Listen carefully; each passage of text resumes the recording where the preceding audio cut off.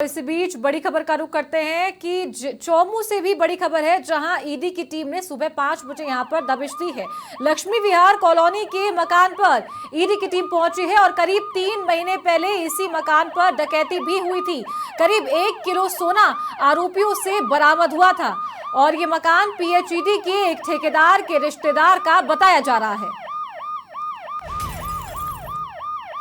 तो जयपुर, बांसवाड़ा, चौमू, डूंगरपुर कई जगहों पर ईडी की टीम आज पहुंची है और चौमू में भी सुबह 5 बजे से ईडी की कार्रवाई जारी है। लक्ष्मी विहार कॉलोनी के मकान पर ईडी की टीम ने दबिश दी है। 3 महीने पहले इसी मकान पर डकैती हुई थी और करीब 1 किलो सोना आरोपियों से बरामद भी किया गया था और ये मकान पीएचईडी के एक ठेकेदार के रिश्तेदार का बताया जा रहा है। और एक बार फिर से रुक करेंगे हमारे सहयोगी यादवेंद्र का। यादवेंद्र, चौमू में भी कार्रवाई की गई है, ईडी की टीम पहुंची है और ये पीएचईडी के एक ठेकेदार के रिश्तेदार का मकान है, जहां पर पहले भी डकैती हुई थी, कार्रवाई भी देखी गई है और 1 किलो सोना यहां से बरामद हुआ था।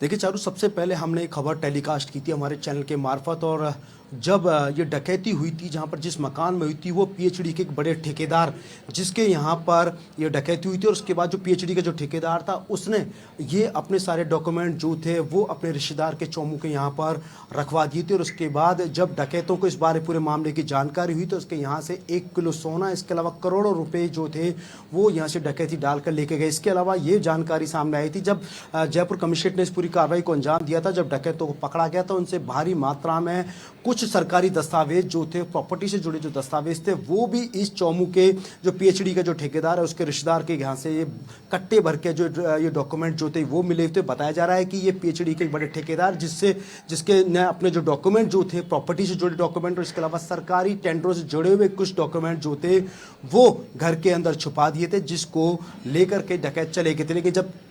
सीएसटी की टीम ने कार्रवाई की तो उन दस्तावेजों को बरामद हुआ तो खुद सीएसटी की जो टीम थी, पुलिस की जो टीम थी, वो भी हैरान रह गई थी, क्योंकि भारी मात्रा में करीब 100 करोड़ से ज़्यादा के जो प्रॉपर्टी के दस्तावेज जो थे वो यहाँ पर पुलिस को बरामद हुए थे। हालांकि पुलिस ने ये पूरे डॉक्यूमेंट जो थे वो कोर्ट को सुपुर्द किए थे, जिसके बाद ईडी ने इन सभी डॉक्यूमेंट को अटैच किया और उसके बाद पूरे मामले की जाँच पड़ताल की तो पता चला कि उसकी कहीं ना कहीं जो आँच है वो इस जल जीवन मिशन से जुड़ी हुई है। और इसी के चलते आज ईडी की जो टीम है वो चौमू स्थित जो पीएचईडी के जो ठेकेदार है उसके रिश्तेदार के यहाँ पर पहुंची और वहां पर दबिश देकर के उन लोगों से भी यहाँ पर पूछताछ की जा रही है कि किस तरीके से जल जीवन मिशन के में से जुड़े जो डॉक्यूमेंट थे जो उनके यहाँ पर रखे हुए थे वो कैसे यहाँ तक पहुंचे और पूरा कनेक्शन किस तरह का रहा है। बहरहाल ये सारी चीज़ें निकल करके सामने आएगी, शाम तक सब चीज़ें खुल करके सामने आ जाएगी जब ईडी की ओर से पूरा पटाक्षेप किया जाएगा कि क्या क्या दस्तावेज यहाँ से बरामद हुए। हालांकि जो बताया जा रहा है कि जो ठेकेदार जो है जगदीश प्रसाद अग्रवाल जो कि बांसवाड़ा के अंदर रहता है, उसके यहाँ से कुछ कंप्यूटर, इसके अलावा विभिन्न तरह के गैजेट्स, मोबाइल फ़ोन और अन्य चीज़ें जो दस्तावेज जो हैं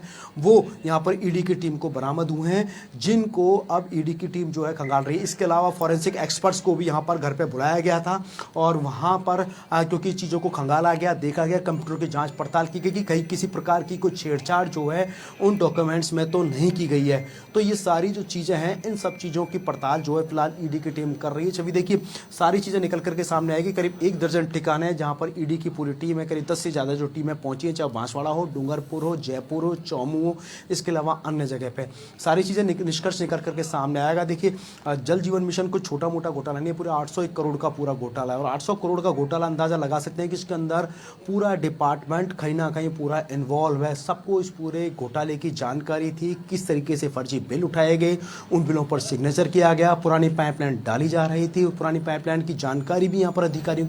को थी, तो उसके बावजूद कैसे मंजूरी दी गई ये अपने आप में बड़ा सवाल है और किसकी सहमति से यहाँ पर मंजूरी दी गई ये भी अपने आप में बड़ा सवाल है। जिसकी सहमति से मंजूरी दी गई कि एसीएस सुबोध अग्रवाल के यहाँ भी, यादवेंद्र, एसीएस सुबोध अग्रवाल जो जलदाय विभाग में रह चुके हैं, अब उनका डिपार्टमेंट चेंज कर दिया गया है,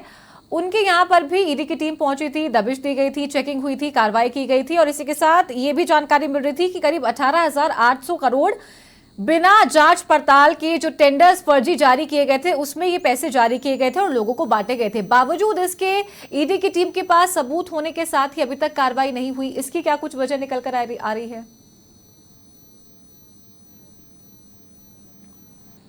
देखिए ईडी की टीम, देखिए चारों, मैं आपको तो फूंक फूंक करके कदम रख रही है, क्योंकि पूरा मामला पूरे राजस्थान पूर्ववर्ती सरकार में मंत्री रहे यहाँ पर जो महेश जोशी से जुड़ा हुआ पूरा प्रकरण है, तो किसी भी तरह की कोई कोताही जो है ईडी नहीं बरतना चाहती, और एक एक एविडेंस को अपने पास रख करके उसके बाद पूरी कड़ी से जो लोग जुड़ा हुआ है उन सभी कड़ी तक पहुंचना चाहती है। सुबोध अग्रवाल के घर यहाँ पर ईडी की जो कार्रवाई हुई थी, वहां पर करीब 12 घंटे से ज्यादा समय हुआ था जब ईडी ने अपनी कार्रवाई की थी। वहां से कुछ दस्तावेज, इसके अलावा एक कंप्यूटर लैपटॉप को भी यहाँ पर जब्त किया था। फॉरेंसिक टीम भी वहां पर मौके पे पहुंची थी और वहां से कुछ गैजेट्स को जब्त करके, इसके अलावा हार्ड डिस्क भी मंगाई थी। तो 2 हार्ड डिस्कों के अंदर पूरे डाटा को ट्रांसफर करके यहाँ पर ईडी की टीम सुबोध अग्रवाल के घर से लेके गई थी। उन सभी दस्तावेजों की पिछले 1.5 महीने से यहाँ पर जांच पड़ताल चल रही थी, और उसके बाद ये पता चला कि कुछ फर्जी डॉक्यूमेंट जो थे, वो जो बिल जो थे, जो वाउचर जो थे, वो सुबोध अग्रवाल के घर से मिले थे। और उन्हीं बिलों को जब देखा गया तो उसके जो सिग्नेचर जो थे, कई पीएचडी विभाग के अधिकारियों की ओर से सिग्नेचर किए गए थे, जिसकी कड़ी कहीं ना कहीं महेश जोशी से जुड़ी हुई थी। और इसी के चलते ईडी की टीम यहाँ पर पहुंची। हालांकि देखिए इस पूरी कड़ी के अंदर कोई एक आदमी नहीं है जिसके बूते पे पूरा एक खेल रचा गया, पूरे घोटाले का खेल रचा गया। बहुत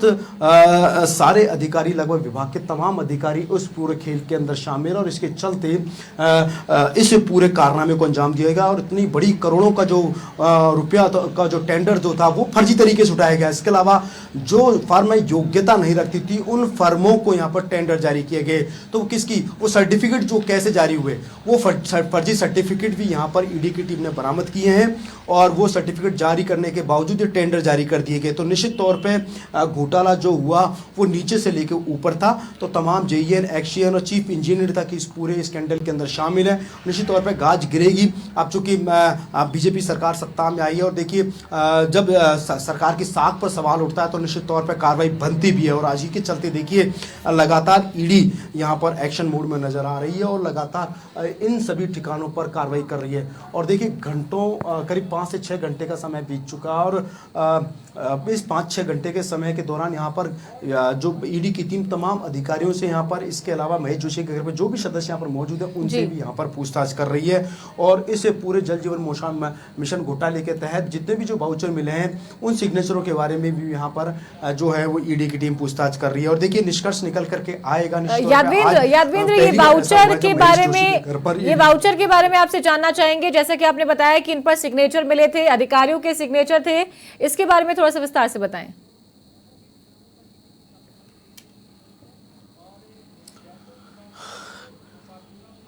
देखिए खरीदार जो पाइपों की जो खरीद हुई है, और वो खरीद नहीं हुई और उनका पेमेंट टूट गया, उन वाउचर्स पर सिग्नेचर जो है वो अधिकारियों के हो रखे हैं। वो अधिकारी जो है उन्होंने किसकी शय पर ये सिग्नेचर किए, क्योंकि देखिए एक प्रक्रिया होती है यहाँ पर बिलों का भुगतान करने की, और सारी चीज़ जांची जाती है, पड़ताल की जाती है। उसके बावजूद यहाँ पर फर्जी तरीके से उन बिलों पर सिग्नेचर हो गए, और उन वाउचर्स पर सिग्नेचर हुए, किसकी सहमति से, और उसके सिग्नेचर होने के बाद उनका पेमेंट जो है क्लियर हुआ, वो किसकी सहमति से हुआ यहाँ पर। ये सारे अपने आप में एक बड़ा सवाल है, और बताया जा रहा है कि इन सब के पीछे जो हाथ जो था यहाँ पर, क्योंकि पूर्ववर्ती सरकार के अंदर सबसे कद्दावर मंत्री रहे, यहाँ पर सबसे बड़ा विभाग जो था महेश जोशी के पास था, उनके इशारे पर ही पूरा खेल रचा गया, और उनके कहने पर यहाँ पर अधिकारियों ने उन बिलों पर भुगतान किया, उन वाउचर्स। ठीक है यादवेंद्र, आपको रोकना चाहूंगी।